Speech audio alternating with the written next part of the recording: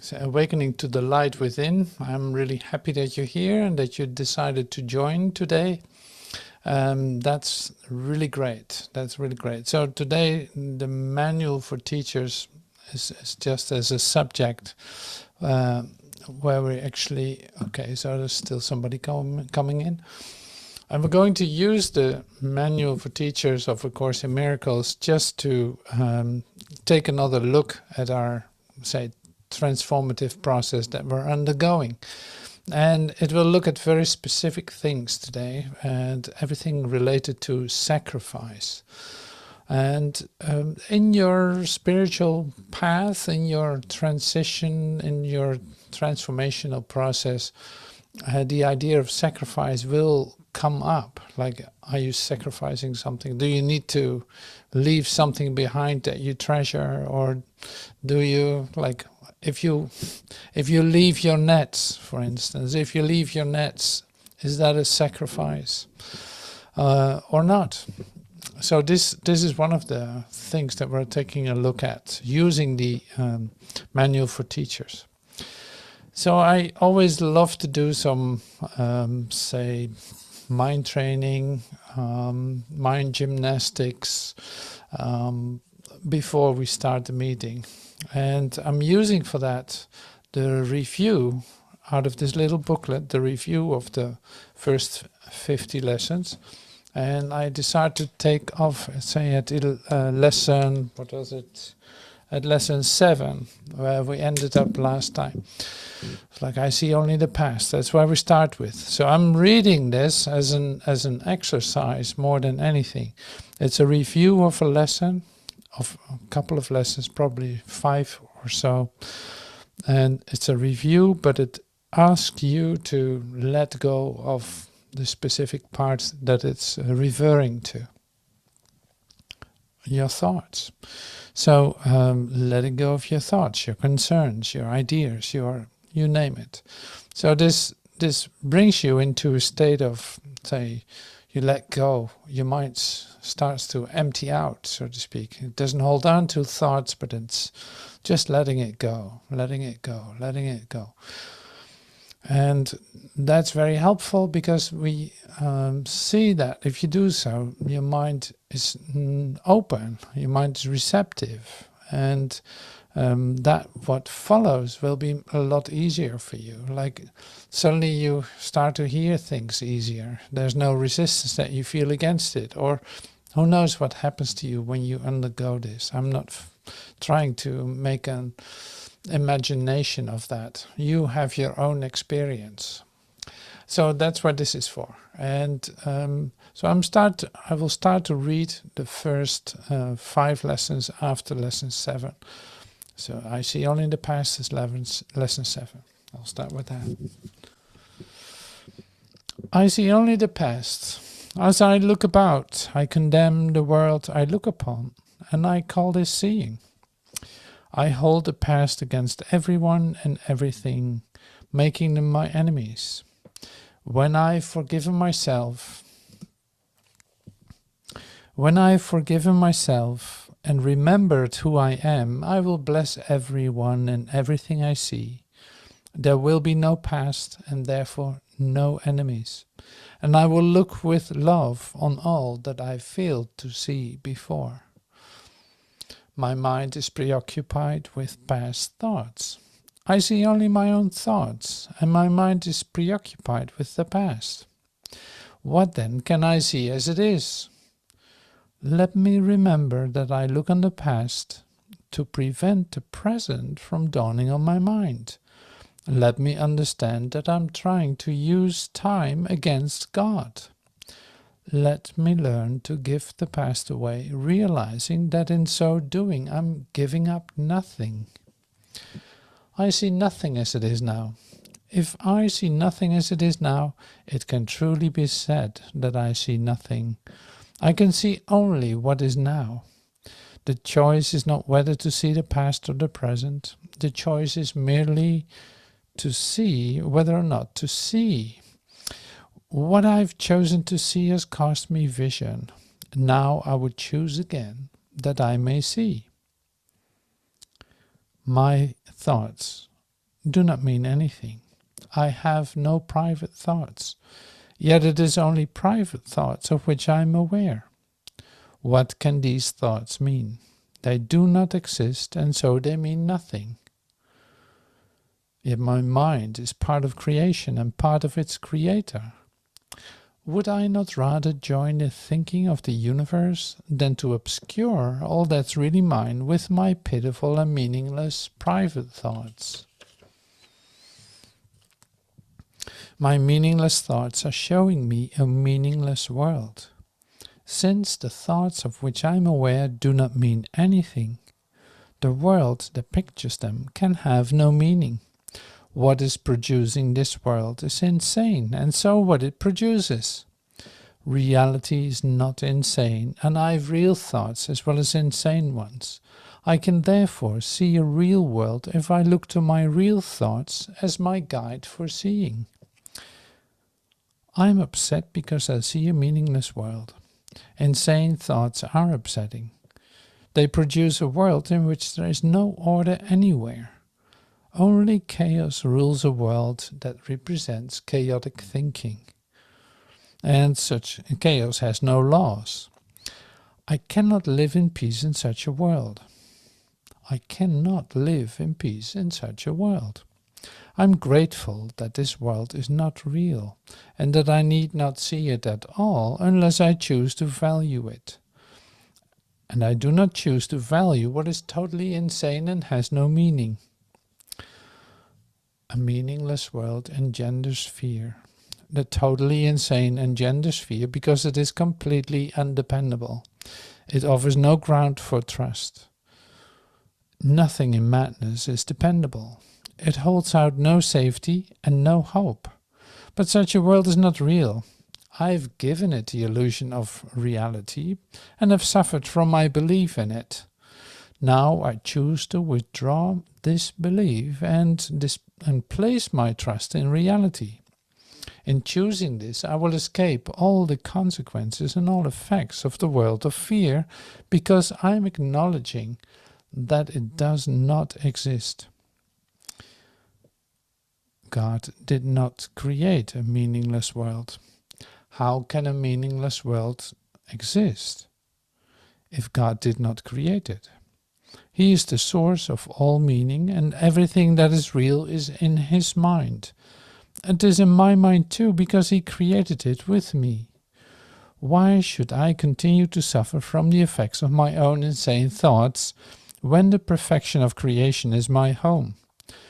Let me remember the power of my decision and recognize where I really abide. My thoughts are images that I have made. Whatever I see reflects my thoughts. It is my thoughts which tell me where I am and what I am. The fact that I see a world in which there is suffering, loss, and death shows me that I'm only seeing the representation of my insane thoughts, and am not allowing my real thoughts to cast a beneficent light on what I see. Yet God's way is sure. The images I have made cannot prevail against Him, because it is not my will that they do so. My will is the will of God, is His, and I will place no other gods before Him. Okay, so this is our warming up, so to speak, for that what is coming. So, meaningless thoughts, letting them go. They avail us nothing. They produce a world that is completely chaotic, that believes in ideas like death, disease, disaster. That's why we call it a three-dimensional, 3D world. Disease, disaster, and death. And it's not going to avail you anything, because it's an unnatural place for you. But see, now you recognize your own values, like, okay, but this and but that. And you might feel like, yeah, what am I supposed to do then? Give it up, and then what? Well, all these things have to do with the idea of sacrifice. You think that you are sacrificing something if you have to let go of it, that you're gonna miss out on something. See, and this is part of the, say, normal, quote unquote, normal human way of thinking, like your normal human frame of reference. But it has nothing to do with the reality of who you are. And since we're awakening to that, like awakening to the light within, since we're awakening to the truth of you, that is going to shift and change. And that is really shifting into a whole different direction inside yourself. Like your consciousness is changing. It's expanding, in fact. Because the small place or the small frame of reference of a human mind is limitation, is sickness, is lack, disease, disaster. Well, it is like a definition of limitation. There's always something lacking. A situation will never be perfect. It was nice if this, or it was nice if that. This is what you tell yourself and the people around you. Like, well, yeah, it's great, but it's never complete, whole and perfect. And it doesn't need to be made like that either. So you can give up that part too. So realizing that you have an idea of perfection in you, like you are actually that. You were created perfectly by God, like that is not missing anything. And it's also not changing. Like you were never born in that sense. It is created, but it's a creation. It's a creative energy. It is not like it started on that day and it will end on a certain day. That is not what you are. So all these ideas we look at here in the manual for teachers. And for those who are wondering what a teacher of God is, because that's what we're talking about. A teacher of God is anyone who chooses to be one. It's like you start to teach truth. And teaching truth is demonstrating it. And demonstrating it has like 3 phases in a certain sense. It's like first you hear it, you start to recognize it. Then you start to learn it. And then you start to, say, do it. Or literally like let it lead your way. And that sounds pretty easy when I say it like this. Nevertheless, it is a whole process where you're going through. On a day-by-day basis, you actually are experiencing this now since you dedicate yourself to your spiritual path and to waking up out of the dream that you find yourself in and that you discovered could never be it for you. So before we talk about sacrifice, I really would love to take a look at what happened before. It's like there's something that went before you came to this place. Like you have your experience of the world as you see it. You have your experience of how that is and was for you.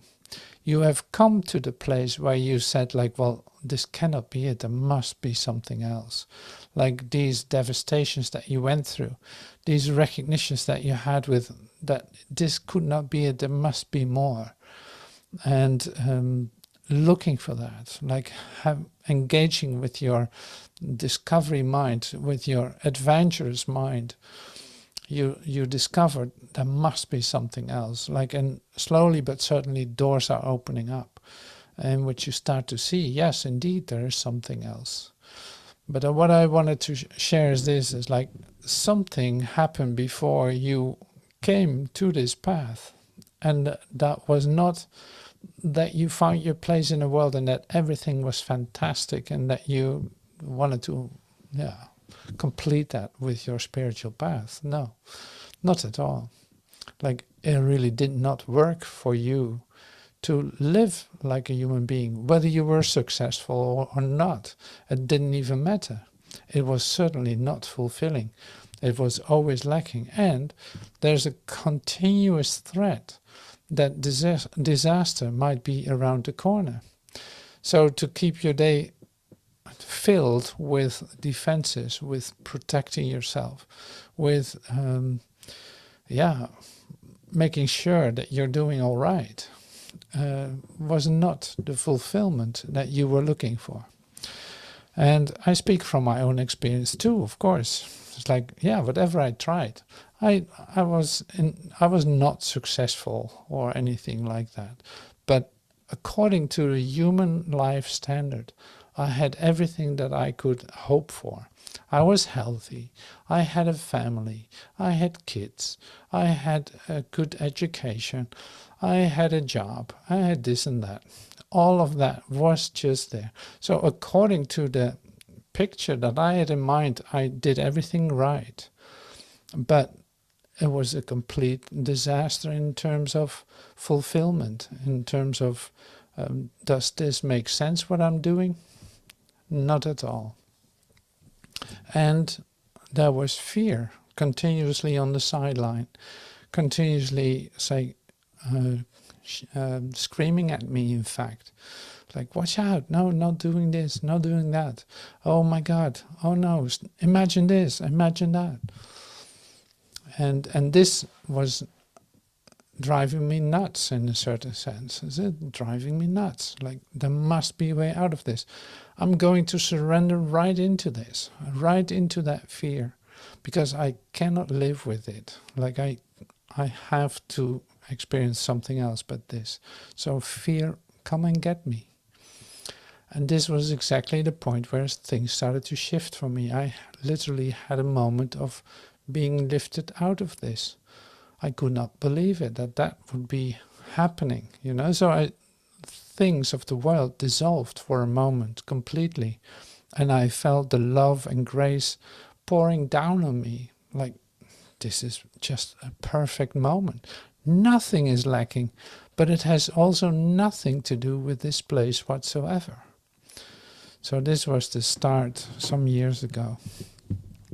And did that feel like a sacrifice to give up this place for a moment? No, not at all. I never missed it. I never missed it. Did I return to it? To a certain extent, yes, of course. Like, I participate in human activities, but I know this is not it. And so this is why you start teaching this too. It's like, well, you might as well know that this is not it, that there's more, and that you can come to that, to experience that in a deeper way, doing this and this, and this worked for me, and look at this. You know, so there's so much to discover then. So now, going back to the teacher's manual, this is a part. What is the real meaning of sacrifice? What is the real meaning of sacrifice? We're talking about sacrificing something, or who knows what. So where are you experiencing sacrifice? So in the Urtext manual, like in the Urtext, this big book of A Course in Miracles, in volume 3, there's a manual for teachers. And then when you go to section 14 on page 432, you see what is the real meaning of sacrifice. And I read this like a couple of weeks ago and made a recording of it, so you can listen to it anytime. And I found a booklet online too. I'd love to send it to you. It's like the whole manual for teachers is in there, so I can send it to you as a PDF. It's a great thing to have with you on your phone or whatever. So let me know if you want to receive that. What is the real meaning of sacrifice? Although in truth the term sacrifice is altogether meaningless, it does have meaning in the world. Like all things in the world, its meaning is temporary and will ultimately fade into the nothingness from which it came when there's no more use for it. Now, its real meaning is a lesson. Like all lessons, it is an illusion, for in reality there's nothing to learn. Yet in this illusion, This illusion must be replaced by a corrective device. Another illusion, in fact, that replaces the first, so both can finally disappear. The first illusion, which must be displaced before another thought system can take hold, is that it is a sacrifice to give up the things of this world. The first illusion is that it is a sacrifice to give up the things of this world. How could this be but an illusion, since the world itself is nothing more than an illusion? So this sacrifice of something that is an illusion is also an illusion. So don't get confused.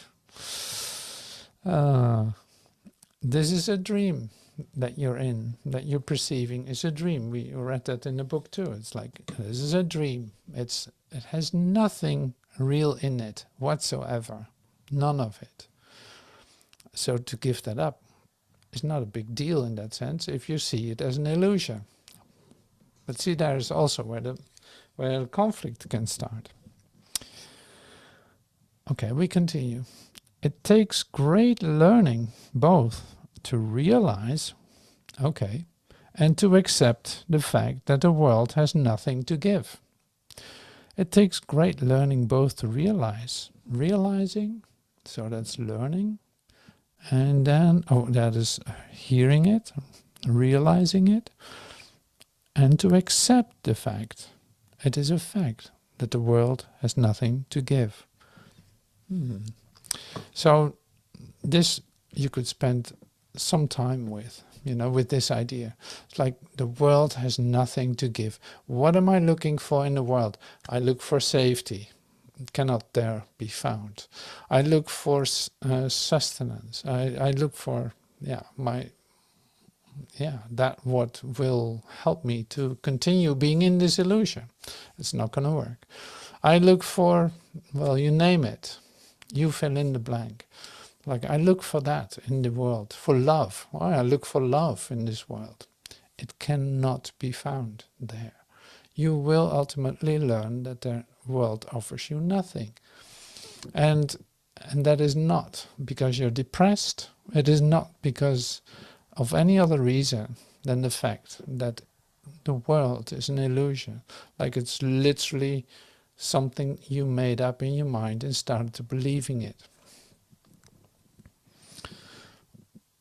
Yeah, that's so. It's all right if it collapses. If your world starts to collapse, it's great. It's time to celebrate, in fact. But does it feel like that for you? Who knows? It might be. Why not? So it takes great learning both to realize and to accept the fact that the world has nothing to give. What can the sacrifice of nothing mean? Well, no, that cannot mean anything. It cannot mean that you have less because of it. There's no sacrifice in the world's terms that does not involve the body. Think a while about what the world calls sacrifice.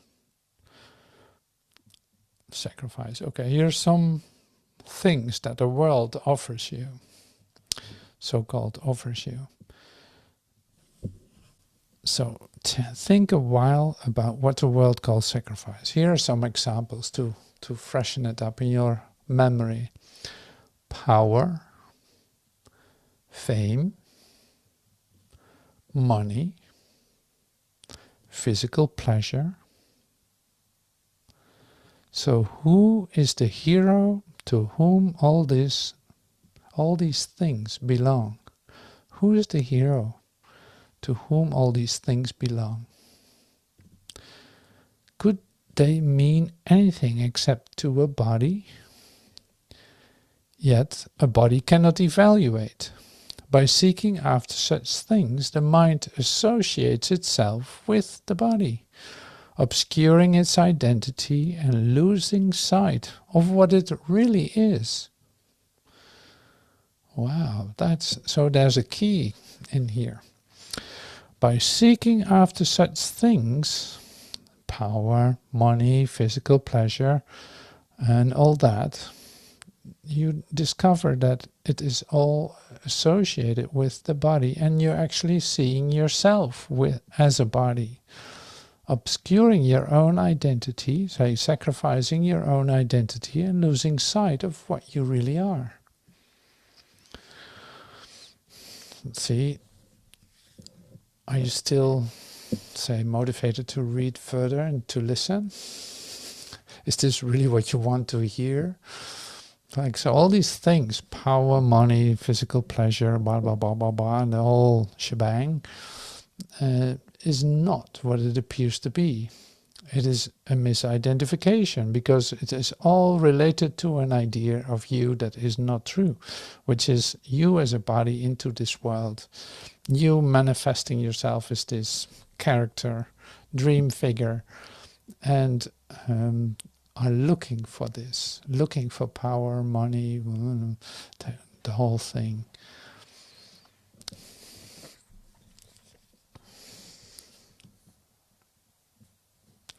Okay, so we continue. I'm not going to go through the whole, say, section, but it's still doing pretty good. I really love to read this. So we're good on time. So I'll do a couple of more paragraphs.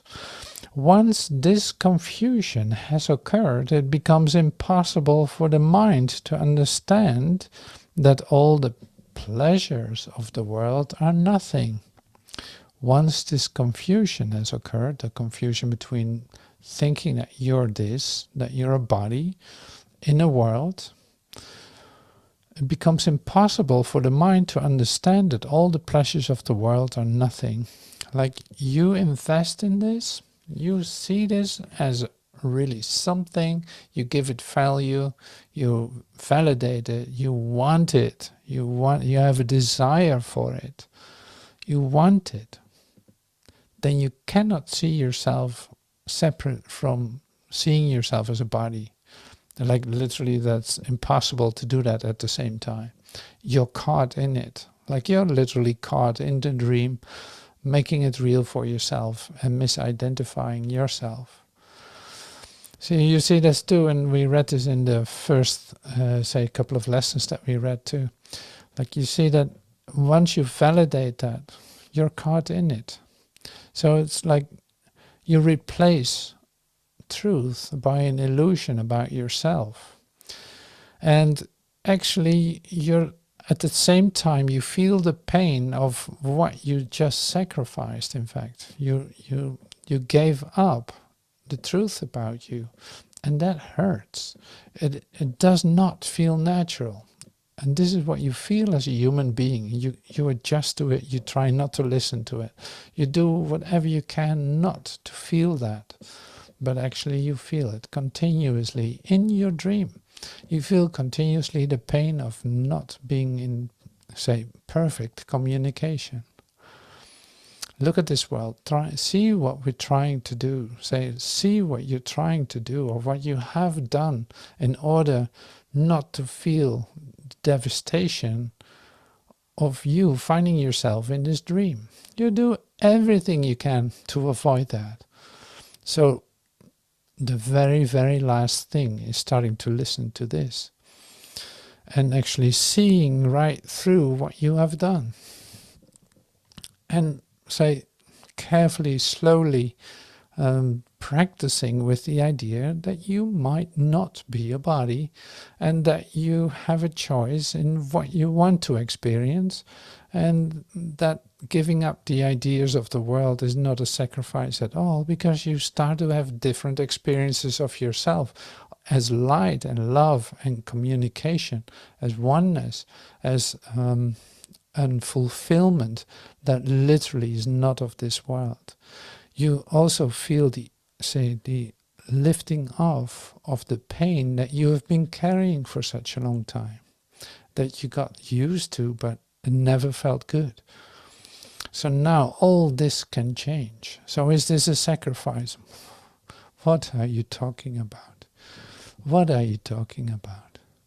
You know, how could this ever be a sacrifice? to wake up out of an illusion, to return to your full awareness of truth. But still you can take your time to slow down the process and keep denying your own identity. Like, very good at that. It's such a habit. Oh, what a sacrifice, what a sacrifice, and a sacrifice indeed all this entails. The pleasures, giving up the pleasures of the world and seeing that the pleasures of the world are nothing. What a sacrifice. Now has the mind condemned itself to seek without finding. So you're still looking for something, you're in the middle of it, you chose to validate this and identify with it as if it is you, like this body, as if it is you walking around on this earth, looking for a better world for yourself, looking for a better place, a better feeling about yourself. You do whatever you can to get there. You try to distract yourself in all kinds of ways. You try to numb yourself in all kinds of ways. Look at the world. Look at all the possible options. Like literally the world was made for that. To see, here's a distraction. Try this. You need this. You need that. You need, do this. Get that. Have this. It should look like that. Or force yourself into power over others. Try that. Some are really like loving that for a moment. Only to see that what they try to hold on to is like sand slipping through the fingers.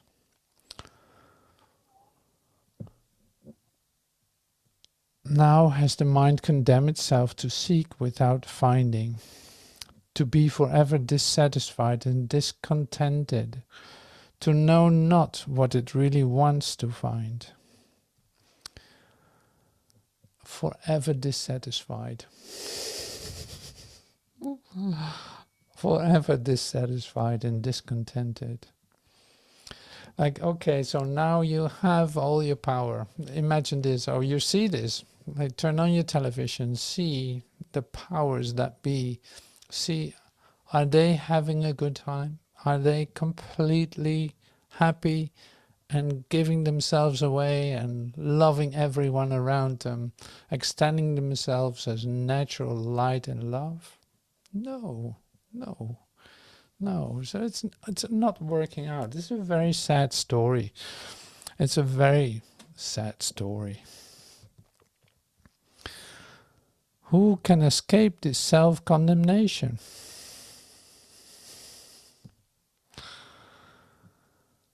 Who can escape this self-condemnation? Only through God's word could this be possible, for self-condemnation is a decision about identity. And no one doubts what he believes he is. He can doubt all things, but never this. He cannot doubt what he believes he is. Like you defend that too. You defend what you believe that you are. That's where the trouble starts too. Like in this world. You tried, I had this, say previous to my awakening experiences, I saw that I was a really good liar. Like people around me started to believe what I was saying, no matter what I said to them. They believed everything. And before I knew it, I started to believe my own lies too. And that was very painful to me in the end. You know, it's very painful. Like, but you start to believe in what you think you are, and you do your best to defend it. You do everything you can. So if the change of mind occurs that you start to believe a different, say, identification than the one that you came up with, something fundamentally shifts.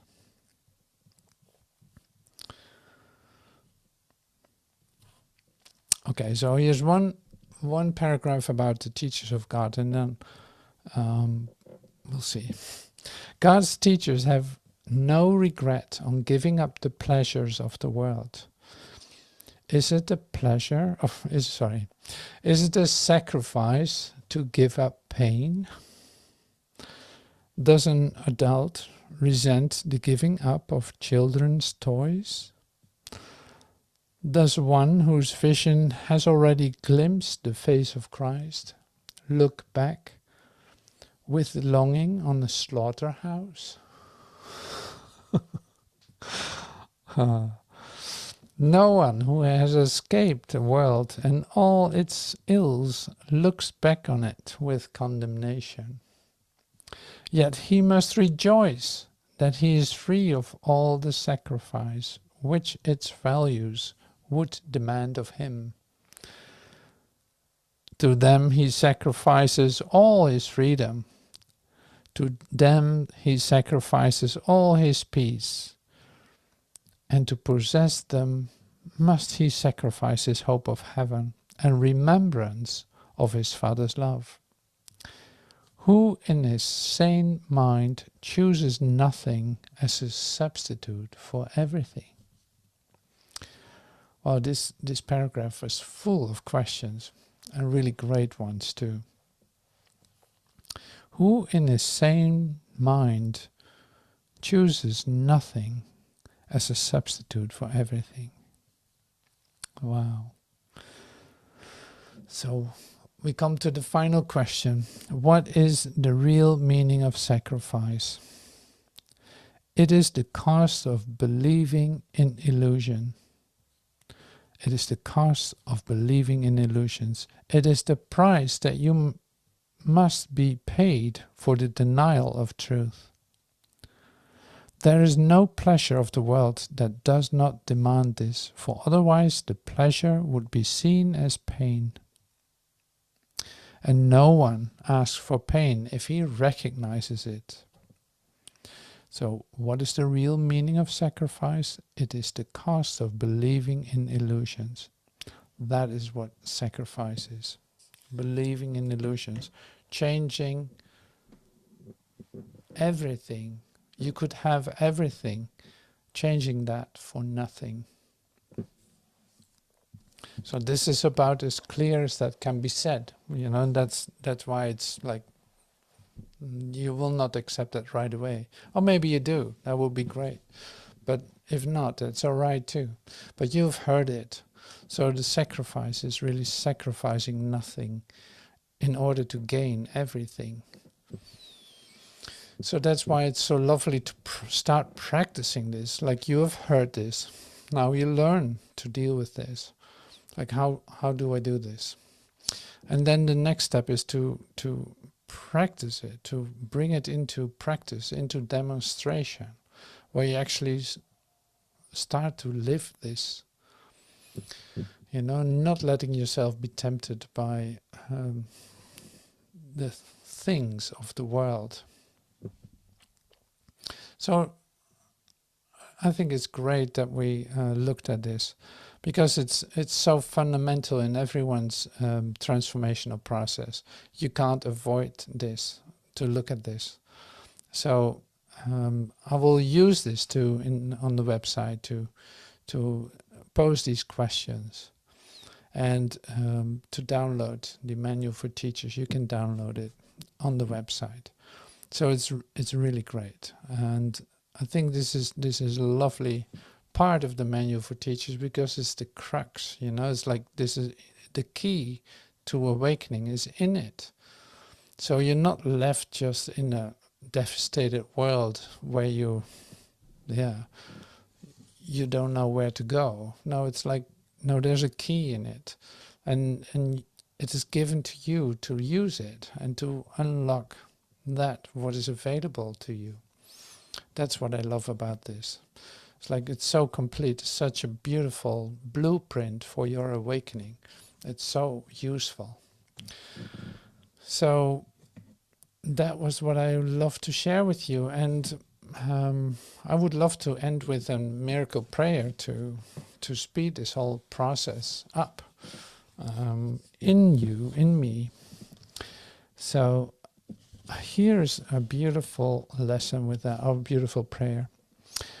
I gladly, it's like lesson 323, I gladly make the sacrifice of fear.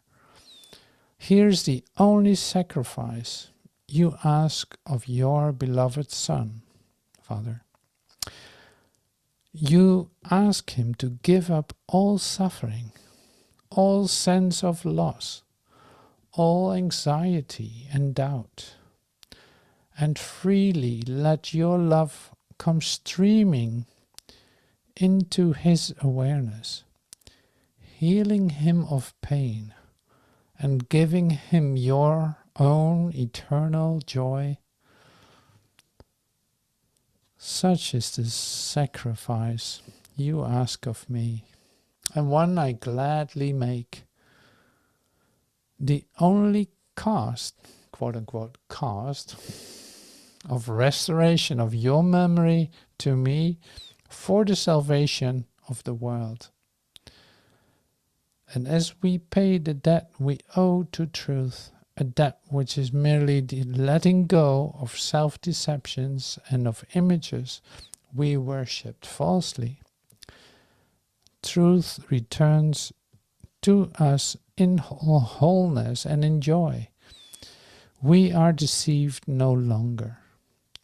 Love has now returned to our awareness, and we are at peace again, for fear has gone, and love, only love, must remain. I gladly make the sacrifice of fear.